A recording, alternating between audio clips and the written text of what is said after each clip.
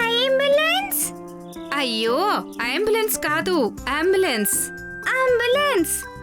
ఒకవేళ మీరు కూడా బిల్లీలాగా సరిగ్గా ప్రొనౌన్స్ చెయ్యాలి అనుకుంటే వెంటనే డౌన్లోడ్ చేసుకోండి Kuku TV kids app. Everyday కుచ్ నయా సీఖో. కుకు టీవీ.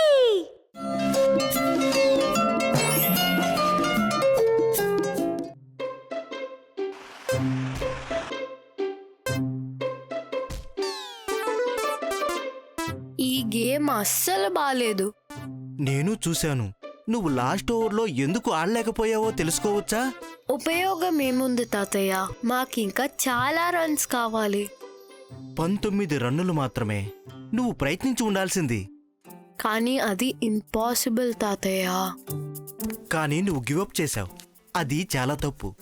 నిన్ను చూస్తుంటే నాకు చీమలు గుర్తుకొస్తున్నాయి. ఏం చీమలు తాతయ్య?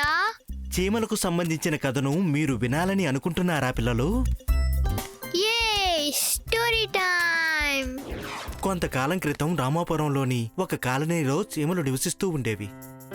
అది చీమలకు చెందిన ఒక పెద్ద కాలనీ. వందల చీమలు అక్కడ ఎంతో శాంతంగా జీవిస్తూ ఉండేవి. వాటి పనుల్లో అవి ఒకదానికొకటి సహాయం చేసుకుంటూ ఉండేవమ్మా. దానివల్ల వాటి కాలనీ బాగా విస్తరించింది.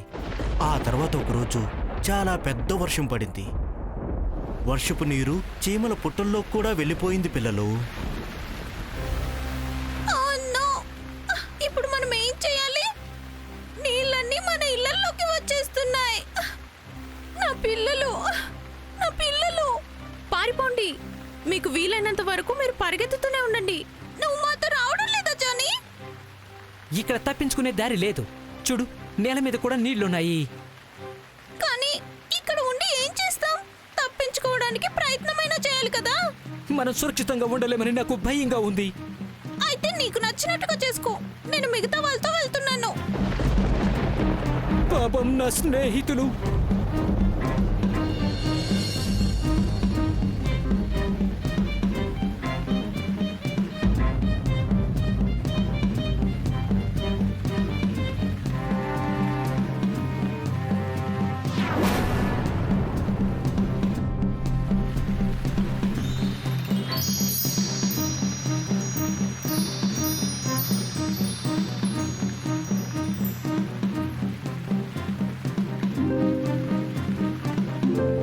నా స్నేహితులు గనక ఓటమిని అంగీకరించి ఉండకపోతే ఇప్పుడు వాళ్ళు ప్రాణాలతో ఉండేవాళ్ళు.